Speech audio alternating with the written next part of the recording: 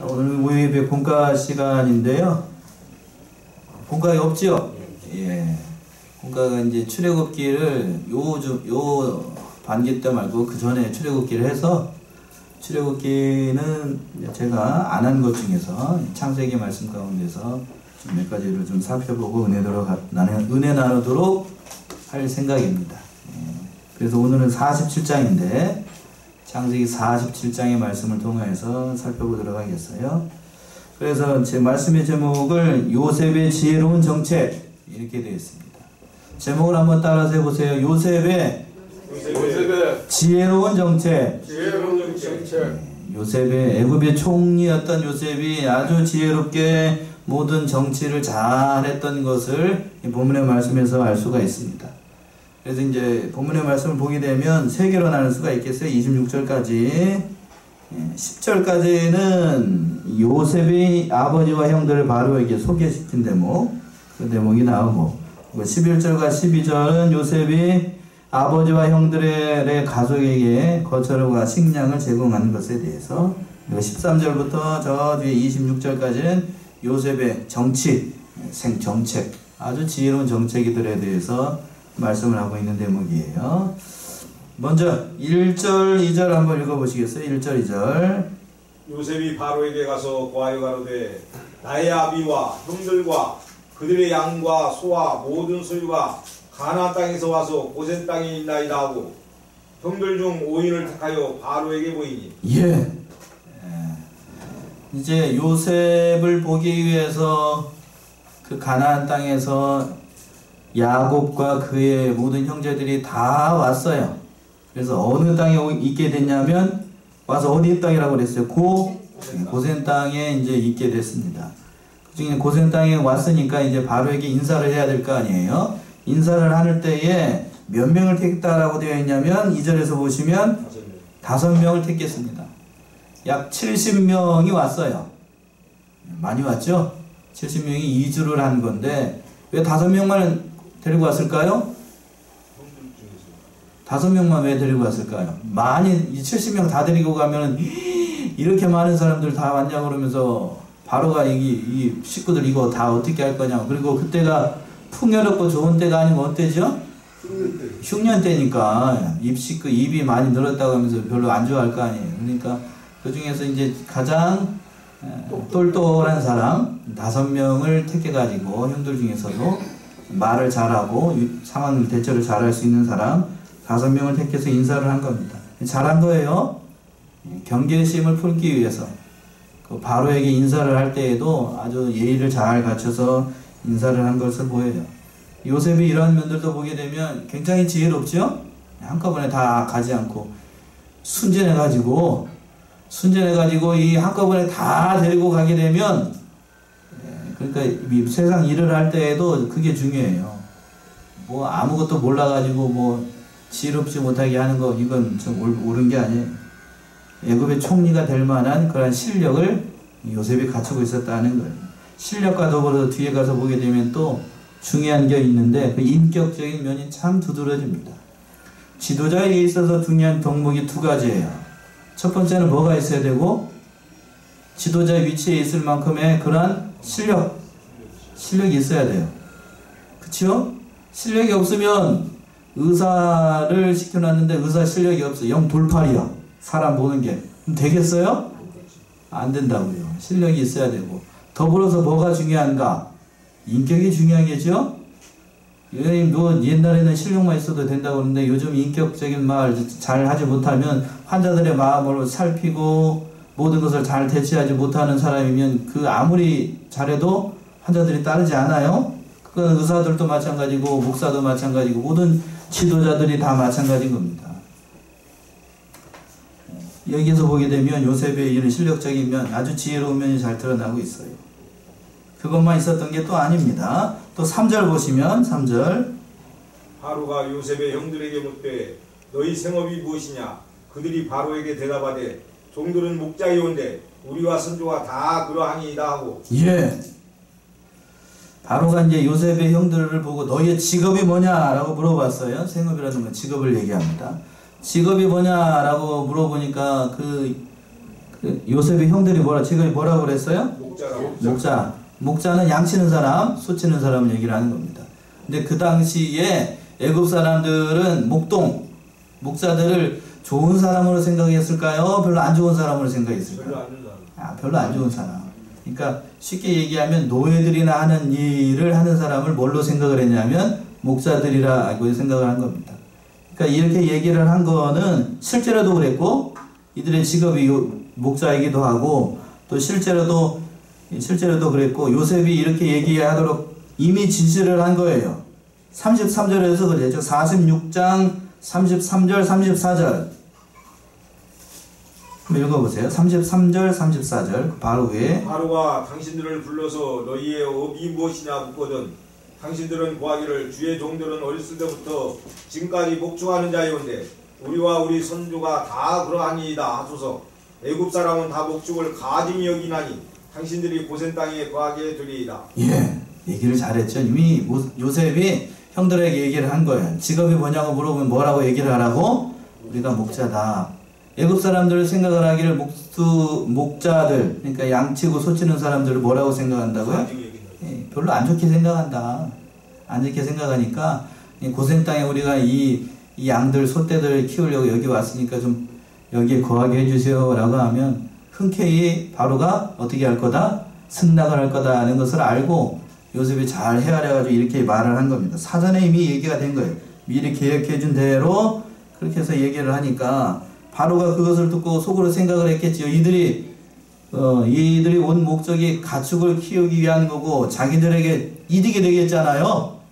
좋은 일이 되는 거니까. 뭐 농사를 지으려고 한 것이 아니고 뭐 가축들을 키우기 위해서 왔다고 하니까 넉넉한 마음으로 거하게 했습니다.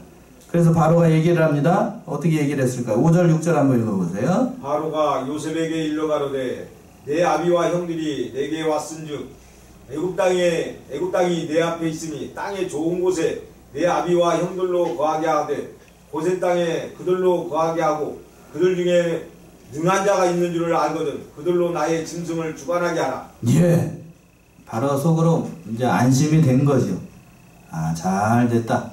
이들을 통하여서 이제 자신의 바로도 왕이잖아요. 파라오가 왕이니까, 이집트의 왕이니까 크게 생각을 했을 때에 선수임을 써는 것처럼 고센 땅에 거하게 하고 또 그 은연 중에 이제 6절 하반절에 써 있는 것처럼 그들 중에 능한 자가 있는 줄 알거든 그들로 나의 뭐를 주관하게 하라고요? 짐승을 주관하게 하라. 그러니까 짐승 잘 치니까 너희들이 이제 나의 짐승도 같이 키우는 김에 어떻게 하라고? 같이 키워서 잘 키우라라고 얘기한 겁니다. 이런 걸 보고 세상 사람들은 손 안 대고 뭐 했다고 그러죠? 예, 손 안 대고 코 푸는 거예요. 예.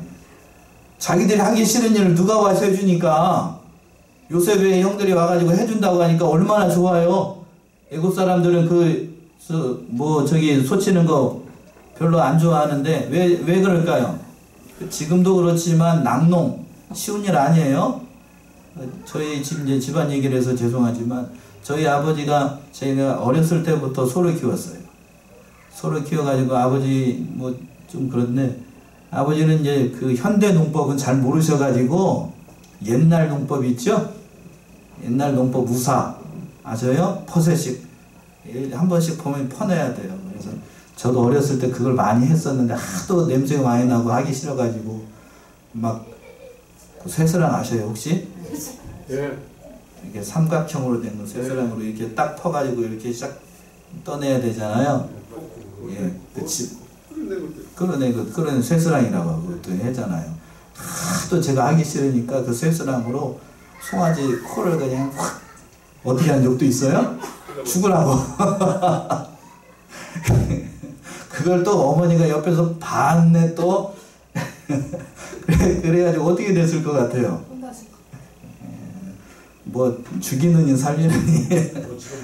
예, 그러면서 아무튼 그랬던 적이 있어요. 힘드니까 그런 일도 했은 적이 있었는데 그만큼 여기 말씀에서 보면 그런 거예요. 속히는 게 그때도 뭐 우리 같이 뭐 오늘같이 뭐가 이렇게 요즘같이 벼를 자르는 게 뭐가 있기를 했겠어요.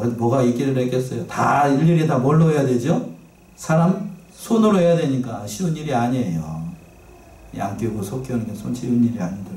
그리고 또 한 곳에 우리를 만들어 놓고 키우는 게 아니라 유목이잖아, 유목. 그러니까 영 힘들다고요. 그러니까 그걸 하기 위해서 하는 거니까. 바로 입장에서 봤을 때는 이게 잘 된 일이지요. 그러니까 흔쾌히 이 고센 땅에 정착하도록 한 겁니다. 그렇게 하니까 또 이제 요셉이 자기 아버지 야곱을 소개합니다. 그 말씀이 7절에 있는 말씀, 7절이요. 요셉이 자기 아비 야곱을 인도하여 바로 앞에 서게 하니 야곱이 바로에게 축복하며. 예. 자, 야곱이 이제 요셉의 그 인도를 받아가지고 바로 앞에 서게 됐는데, 바로가 여기서 이제 야곱이 바로에게 뭐를 했다라고 되어 있냐면 하반절에서 보시면 바로 앞에 서니 야곱이 바로에게 뭐를 했어요? 축복했어요. 예, 축복했습니다.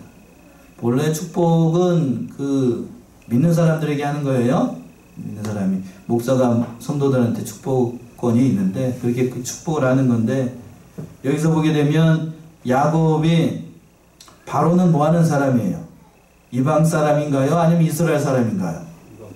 이방 사람이죠. 근데 축복을 지금 누구한테 했어요? 바로에게 했죠. 바로에게. 야곱이 바로에게 한 겁니다. 그만큼 야곱이 어떤 사람이 됐어요? 신앙적으로 이제 제법 어떤 사람이 됐어요?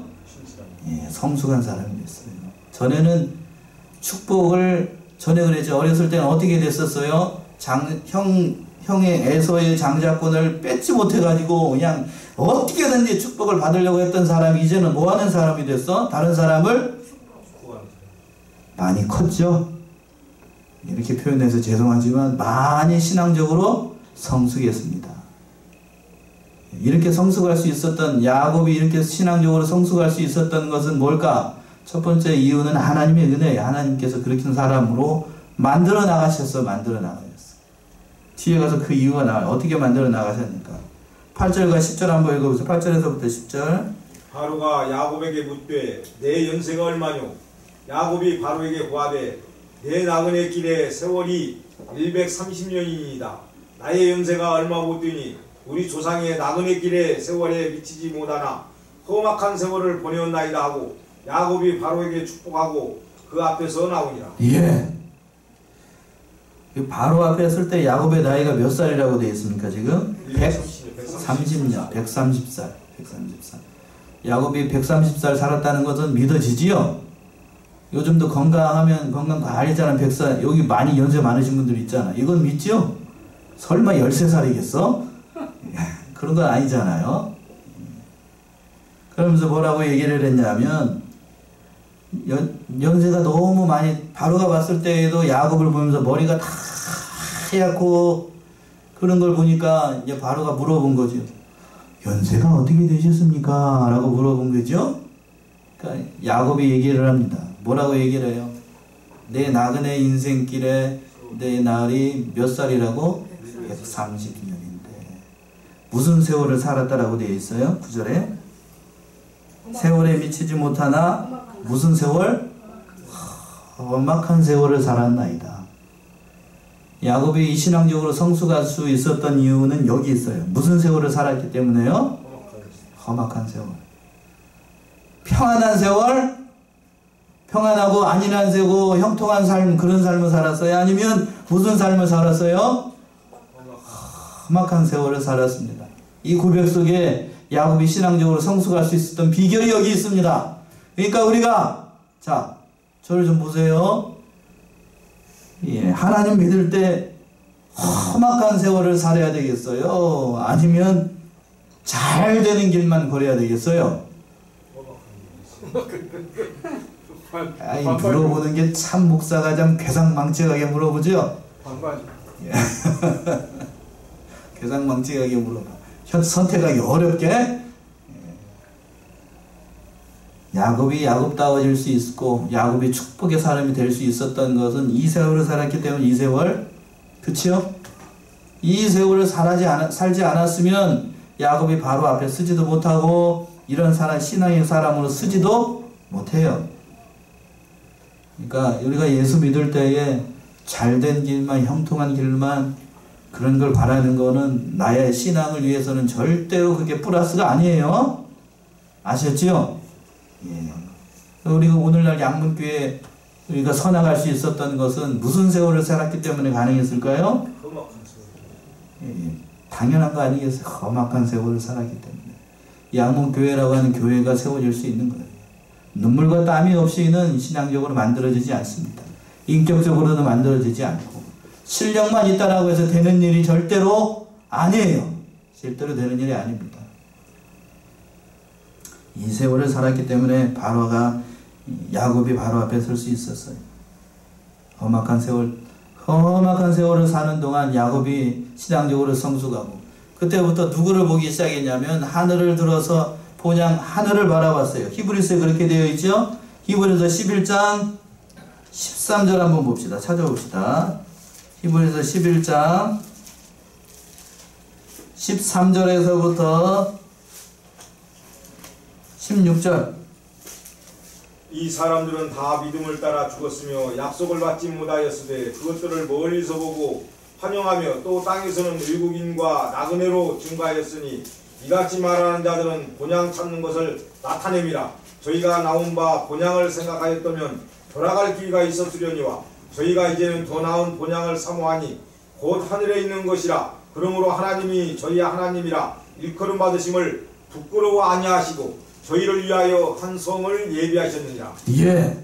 제가 장례 예배 때 가장 잘 많이 인용하는 그런 말씀 가운데 한 구절인데 16절, 13절 먼저 앞에 보시면 이 사람들은 다 뭐를 따라 죽었어요? 믿음을 따라 죽었고 그리고 또 16절 보시면 저희가 이제는 더 나은 어디를 사모해요? 본향을 사모하니 곧 어디에 있습니까? 하늘에 있는 것이에요. 이것을 사모하고 야곱이 130년의 세월을 지나면서 본향에 있는 그 하나님 바라보며 그렇게 살아갔던 겁니다. 여러분들도 우리의 본향인 그 하늘나라를 사모하시지요? 우리 거기 같지 않아요. 여기 같지 않고 참으로 아름다운 그것을 바라보며 이 험악한 세월을 야곱이 살아갈 수가 있었다는 거예요. 그리고 난 다음에 야곱이 이제 나오면서 바로에게 또 축복 인사를 하고 나오게 됩니다. 그래서 이제 야곱의 바로의 명령을 따라서 요셉이 그 땅을 주게 되는데 그 말씀이 11절과 12절, 11절 먼저 한번 읽어보세요. 믿음으로 47장 11절. 요셉이 바로의 명대로 그 아비와 형들에게 거할 곳을 주되 애굽의 좋은 땅 라암세스를 그들에게 주어 기업을 삼게 하고 또 그 아비와 형들과 아비의 온 집에 그 식구를 따라 식물을 주어 공개하였더라. 예. 요셉이 야곱과 그의 형제들을 바로의 명대로 땅을 주었는데 애굽 땅 중에서 가장 좋은 땅 어디라고 되어 있어요? 람세스를 그들에게 주어서 기업을 삼게 했고 그래서 이제 뒤에서는 이제 한참 뒤죠. 한참 뒤에 400년의 시간이 흐른 다음에 이제 이스라엘이라고 하는 큰 민족을 이루게 돼서 장차 나오게 됩니다. 또 이 물어서 물어봤어요. 물어서 자기 임의대로 총리지만 바로에게 허락을 받아서 이 일을 한 것으로 보게 되면 이 참 야곱이 모든 것을 잘 규모 있게 지혜롭게 했던 것으로 보입니다. 또 자기만 잘 먹고 잘 살려고 한 게 아니고 12절 보시면 또 그 아비와 형들과 아비의 온 집에 그 식물을 따라 뭘 줬어요? 다 식물을 주고 공개했습니다. 다 공개하고 잘 살피고 알뜰히 살폈습니다. 장자의 역할을 지금 누가 하고 있어요? 요셉이 하고 있었습니다. 요셉이 참 하나님의 은혜를 많이 받아서 요셉이 그런 역할을 하게 된 겁니다. 더 눈부신 대목이 13절 이하에서 등장을 하게 되는데 요셉의 새로운 정책, 새로운 정치, 눈부신 정치가 여기서부터 나타나요. 실력과 더불어서 요셉의 사람됨, 인격됨이 너무나도 잘 나타나는 대목이 여기서도 나옵니다. 13절 14절 보세요. 13절 14절. 기근이 더욱 심하여 사방에 식물이 없고 애굽 땅과 가나안 땅이 기근으로 쇠약하니 요셉이 곡식을 팔아 애굽 땅과 가나안 땅에 있는 돈을 몰수히 거두고 그 돈을 바로의 궁으로 가져오니. 예, 가뭄이 더 심해지니까 이제 2년 지나고 앞으로 몇 년이나 더 남았어요. 7년 6년이니까 몇 년? 5년이 더 남았어요. 해가 될수록 계속해서 가뭄이 들어가니까 먹고 살 게 없어지니까 다 어디로 곡식을 팔러 왔냐면 14절에 있는 것처럼 요셉이 곡물을 팔아 애굽 땅과 가나안 땅에 있는 뭐를 다 모았어요? 첫 번째? 돈을 다 모았어요. 돈을 다 모았습니다. 돈이란 돈을 다 가지고 하고 먹고 살아야 되니까 죽으면 뭐 뭔 소용이 있어? 돈 뭐가 있어? 먹을 게 있어야 되죠. 그 돈을 들고 어디로 왔어요? 바로의 궁으로 와가지고 다 먹고 살아야 되니까 그 곡물을 산 거예요. 그러니까 돈으로 와가지고 어떻게 됐는가요? 15절이요. 애굽 땅과 가나안 땅에 돈이 지난지라 애굽 백성이 다 요셉에게 와서 가로되 돈이 지나였사오니 우리에게 식물을 주소서 어찌 주 앞에서 죽으리이까. 예. 돈이 어떻게 해야 될 때까지? 지날 때까지. 돈이 다 어떻게 해야 될 때까지? 다 마를 때까지. 없어질 때까지 그냥 돈이란 돈을 다 긁어 모았어. 로또도 이런 로또가 없네요. 하나님께서 다 하신 일이죠. 그러니까 이제 더 이상 우리가 돈이 없어가지고 식물을 살 돈이 없습니다. 그러니까 바로 요셉이 뭐라고 내라고 했냐면 16절 읽어보세요. 16절. 요셉이 가로되 너희의 짐승을 내라. 돈이 지나였은즉 내가 너희의 짐승과 바꿔주리라. 예. 이걸 16절만 보게 되면, 요것만 딸랑 놓고 보게 되면 참 요셉이 몰인정하다라고 얘기할 수도 있어요. 돈 떨어지니까 뭐라도 내라고 한다고? 짐승도 내라. 그러니까 어떻게 이것만 놓고 보게 되면 참 못된 사람이라고 얘기할 수도 있잖아요. 짐승 없으면 어떻게 돼요? 농사 못 짓잖아요. 당장 집에 내년에 농사 밭 갈아야 될 집에 있는 황소 암소를 내라고 그러면 선뜻 내겠어요? 못 내죠? 그런데 그 이유가 있었네. 내려고 하는 이유가 17절의 말씀 그 말씀. 17절. 그들이 그 짐승을 요셉에게 끌어오는지라 요셉이 그 말과 양떼와 숫떼와 나귀를 받고 그들에게 식물을 주되 곧 그 모든 짐승과 바꾸어서 그 해 동안에 식물로 그들을 기르니라. 예, 요셉의 인격이 여기서 드러납니다. 짐승을 내라고 한 이유가 뭔가? 짐승 너희들 갖고 있어봐야 짐승을 먹일 수 있어요? 없어요? 먹일 수가 없어요. 뭐가 있어야 먹이지. 그러니까 왜 데리고 오라고 그랬냐면 17절 보시면 그들이 그 짐승은 요셉에게 끌어오는지라 요셉이 그 말과 양떼와 소떼와 나귀를 받고 그들에게 식물을 주되 몇 년 거를 줬냐면 곧 그들의 짐승과 바꾸어서 그 해 동안에 먹을 것. 대단하지요? 며칠 먹을 것도 아니고 그 1년 동안 먹을 그 양식을 짐승 한 마리가 먹을 것, 사람이 먹을 것을 다 주고 그 식물을 또 그 식물로 그들을 어떻게 하라고 그랬어요? 또 기르도록 한 겁니다. 이게 대단하지요? 여러분 같으면 어떻게 하실래요? 여기서 물어봐야지. 여러분 같으면 어떻게 하실래요? 얼마나 좋은 기회예요. 곱빼기로 쳐가지고, 곱빼기가 뭐야? 곱빼기로 쳐가지고 짐승 다 버리고 와가지고 자기 것으로 소유를 만들어도 이 사람들이 할 말이 있을까요? 없을까요? 있을 것 같아요? 못해요. 아무것도 못한다. 그런데 요새는 그렇게 하지 않고 그 해 동안에 한 해 동안에 짐승이 먹을 것 다 자기가 길러주고 그 곡식까지 다 준 이런 선한 정치인이 어디 있어? 이렇게 세상을 이끌어 나가고 나라를 운영한다라고 하면 사람들이 존경을 할까요? 안 할까요? 그렇죠? 대한민국을 이끌어 나가는 정치인들이 이 성경을 좀 봐야 돼. 성경을 봐야 됩니다. 이렇게 나라를 살림을 해야 됩니다. 그래서 또 18절 한번 읽어보세요. 18절. 그 해가 다하고 새해가 되매 우리가 요셉에게 와서 그에게 구하되 우리가 주께 숨기지 아니하나이다. 우리의 돈이 다하였고 우리의 짐승떼가 주께로 돌아갔사오니 주께 낼 것이 아무것도 남지 아니하고 우리의 몸과 전지뿐이니라. 예. 그러니까 이제 그 해가 지나가고 난 다음에 이제 처음에 첫 해에는 돈을 가지고 와서 그 음식을 사고 그 다음에는 또 뭐를 바꿨고요? 짐승을 해가지고 그 해를 먹었는데 그 다음 해가 되니까 18절에 세 개가 있잖아요. 그 해가 다하고 새 해가 되면 우리가 요셉에게 와서 그들에게 고하되 우리가 주께 숨기지 아니하리이다. 우리의 돈이 다하고 우리의 짐승의 때가 주께로 돌아왔사오니 주께 낼 것이 아무것도 남지 아니하고 뭐만 남았다고 이제? 몸하고 토지. 몸뚱아리하고 이 토지밖에 남지 않았습니다. 그러니까 어떻게 해야 됩니까? 그러니까 19절만 읽어보세요. 19절. 우리가 어찌 우리의 전지와 함께 주의 목전에 죽으리까? 우리 몸과 우리 토지를 식물로 사소서 우리가 토지와 함께 바로의 종이 되리니 우리에게 종자를 주시면 우리가 살고 죽지 아니하고 전지도 황폐치 아니하리이다. 남은 건 이 몸뚱아리하고 토지밖에 없으니까 논밭밖에 남지 않으니까 이거라도 좀 사달라는 거예요. 사달라고 했습니다. 그러니까 요셉이 어떻게 했는가? 20절이요. 그러므로 요셉이 애굽 전지를 다 사서 바로에게 드리니 애굽 사람이 기근에 몰려서 각기 전지를 팔미라. 땅이 바로의 소유가 되니라. 예, 애굽에 있는 전 그 토지가 누구의 소유가 됐습니까? 이제 바로의 소유가 됐어요. 야, 참 이럴 때 여기서 얘기하고 있는 거 요즘 잘못 나가고 있는 이런 그런 사회주의 경향으로 가게 되면 이 나라가 이게 되는데 아무튼 하나님께서 이렇게 하신 거예요. 바로의 소유가 다 내게 했습니다. 어느 정도까지 됐는가? 21절이요. 요셉이 애굽 이 끝에서 저 끝까지의 백성을 성읍들에 옮겼으나 예.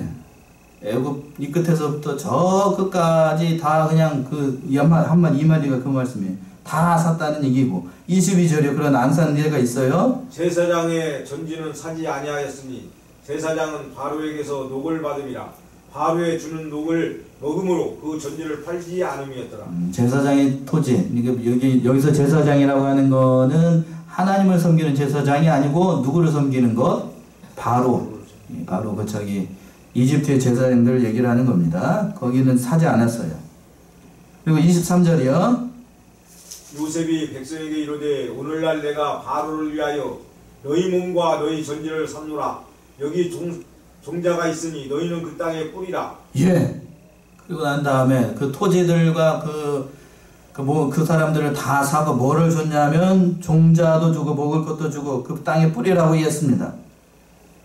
다 샀으니까 그렇게 하지 않아도 될 수도 있는데 식물까지 주고 난 다음에 그 다 뿌리라고 했어요. 그리고 눈부신 대목이 24절, 25절, 26절의 말씀이에요. 요셉의 인격이 단편적으로 나타나고 현대의 그 모든 사람들이 귀감이 될 만한 것이 여기에 있다라고 봐요. 23절부터 한번 읽어보세요. 23절.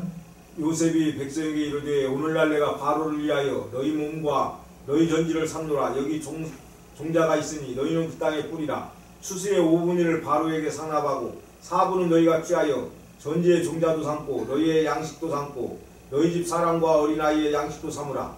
그들이 가로되 거기까지요. 여기서 보세요. 추수의 몇 분의 1은 바로에게 세금으로 내라고 그랬어요? 4분의 1 아니고 5분의 1. 5분의 1. 그 5분의 1을 바로에게 세금으로 내고 그리고 난 다음에 몇 분의 1은 너희가 가지고 5분의 4는 너희가 가지라고 얘기를 했습니다. 제가 그 고대에 있는 그 세금 제도를 이렇게 연구를 해보니 쭉 보니까 이 성경처럼 한 데가 그렇게 많지 않더군요. 성경처럼 한 데. 지금 현대 제가 이제 저희 아버지가 어렸을 때에는 자꾸 우리 집 얘기를 하네. 소작농을 했기 때문에 소작을 할 때에는 지금도 그러나요? 딱 절반 떼가지고 절반은 누가 가져가고 땅 주인이 가져가고 절반은 누가 가져가고 소작하는 사람이. 근데 재밌는 거는 주인이 쌀과 종자값과 뭐를 대주느냐? 대줄까요? 안 대줄까요? 안 대줘요. 소작하는 사람이 다 해야 됩니다. 그러니까 설상 절반을 가져간다고 해도 절반을 가져간 게 아니에요. 절반은 뭐예요? 절반이 3분의 1도 안 되는 것 같아요. 이렇게 되는 거 그렇게 됐어요. 그래도 먹고 살아야 되니까 할 수밖에 없다. 해야 된다? 안 해야 된다? 해야 되는 거예요. 근데 여기서 보세요. 뭐라고 되어 있는가? 23절에서는 여기 종자가 있으니 너희는 그 땅에 뿌리라고 되어 있죠. 누가 종자를 줬어요? 요셉이 줬지요. 그리고 또 추수의 5분의 1을 누구에게 바치라고요? 바로에게 바치라. 절반도 아니에요. 절반도 아니고 5분의 1 그리고 5분의 4는 너희들이 가지라 됐습니다. 잘했지요? 잘한 거예요? 잘못한 거예요? 잘했어요. 그 땅이 누구 거지요? 다 팔았잖아요. 팔았으니까 바로 건데 그렇다라고 하면 절반 떼고 절반 가지고 가도 할 말이 있어요? 없어요? 없어요. 근데 그렇게 안 하고 종자 다 대주고 또 어떻게 하고 5분의 1만 가지고 가고 5분의 4는 너희가 가지고 가라 얘기하니까 백성들이 어떻게 반응이 어떨 것 같아요? 그 반응이 25절에 있는 거예요. 25절 읽어보세요. 그들이 가로되 주께서 우리를 살리셨사오니 우리가 주께 은혜를 입고 바로의 종이 되겠나이다. 예. 뭐라고 대답하는가 보세요. 그들이 가로되 주께서 우리를 어떻게 했다고요? 살리셨다. 예, 살렸다. 자, 보세요. 여기 얼마나 요셉이 정치를 잘하자. 그지요? 얼마나 잘해요? 얼마나 잘해요. 조선시대 제가 역사를 공부하면서 그런 중학교 고등학교 때 보면서 보니까 뒤로 갈수록 그 세금제도, 특히 이 세금제도가 잘못돼 가지고 나중에 가서는 이 세금 때문에 요 근처에 고부에서 뭔 일이 일어났죠? 그런 과거 동학혁명이 일어났잖아요. 그쵸? 뭐 때문에? 다 걷어가고 자기 그 농사 짓는 사람들한테 준 거는 원래는 여기처럼 했다라고 하면 그런 일이 일어나지 않아요. 10분의 1을 농사 짓는 사람한테 줬어요. 몇 분의 1? 10분의 1. 10분의 1도 주면서 거기서 뭐 때 가냐면 뭐 때 가고 나면 남는 게 20분의 1밖에 안 남아. 그럼 뭐 농사를 짓겠어요? 안 짓겠어? 지으란 얘기예요? 짓지 말란 얘기예요?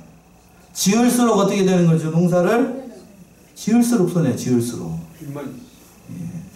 그러니까 과거에 그랬어요. 그런데 여기 성경에서 보세요. 요셉은 그렇게 하지 않고 아주 정직하게 자랐습니다. 그러니까 요셉을 알고 있는, 요셉의 영향력을 받고 있었던 사람들은 다 요셉을 어떻게 해야 될 것 같아요? 존경하고 요셉을 따르게 됐습니다. 그래서 마지막 26절이요. 26절 읽어보세요. 요셉이 애굽 토지법을 세움에 그 5분 일이 바로에게 상납되나 제사장의 토지는 바로의 소유가 되지 아니하여 오늘까지 이르니라. 예. 그래서 요셉이 참 지혜롭게 정책들을 잘하고 이렇게 큰 일을, 후한 일을 해주니까 모든 마음들이 다 어디에게 쏘이고 애굽에게 쏠리고 애굽이 이때로부터 그냥 아주 강대국이 됐어요. 주변에 있는 모든 나라를 아우를 정도로 아주 강한 나라가 됐습니다. 이게 다 누구의 덕분인가? 첫 번째는 하나님의 은혜이고 두 번째는 누구 덕분에? 요셉 덕분이에요. 요셉 덕분에. 요셉이 이때 악의적으로 악한 정책을 썼다라고 하면 물론 물질적으로 이렇게 다 모을 수가 있을 거예요. 재산적으로는 모을 수 있지만 모으지 못하는 게 있죠. 뭘 모으지 못했을까요? 뭘 못 모았을까요? 정답이에요. 사람을 못 모았어요. 사람의 마음을 못 샀다고요.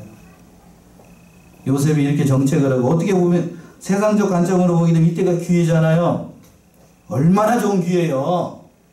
반절이 아니라 절반이 아니라 뭐 조금만 주더라도 그때 사람들은 얘기 못한다고. 얘기를 못해요. 가뭄이기 때문에. 주는 것만으로도 어떻게 해야 되는 거죠? 감사하게 생각해야 될 그때에 자기 실속 차리지 않고 자기 속 차리지 않고 정직하게 행하니까 사람도 살리고 나라도 살리고 이런 정책을 폈다고요. 오늘날 위정자들이 이런 자세로 대한민국이 정치를 해나간다라고 하면 대한민국이 세계에서 뭔 나라가 돼요? 1등 국가 되죠. 1등 국가 돼요. 그렇게 못했기 때문에 이 나라가 이렇게 된 거죠. 지금도 마찬가지. 제가 어제 이 말씀을 묵상하면서 참으로 중요한 것이 사람이 실력만 있어서 중요한 게 아니고 뭐가 있어야 중요하다? 인격이 중요하다. 인격. 참 인격이 중요해요. 여기서 보세요. 인격 얼마나 좋은가, 훌륭한가. 사랑하는 성도님들이 이 사실을 깨닫고 우리의 인격을 만들어 나가는 면에 있어서, 신앙 인격을 만들어 나가는 면에 있어서 모든 것들을 잘 해나감으로 사람 앞에서도 칭찬을 받고 더불어서 누구 앞에서 칭찬받고 하나님 앞에서도 인정을 받아 나가는 저와 여러분들이 다 되시기 바랍니다. 기도하겠습니다.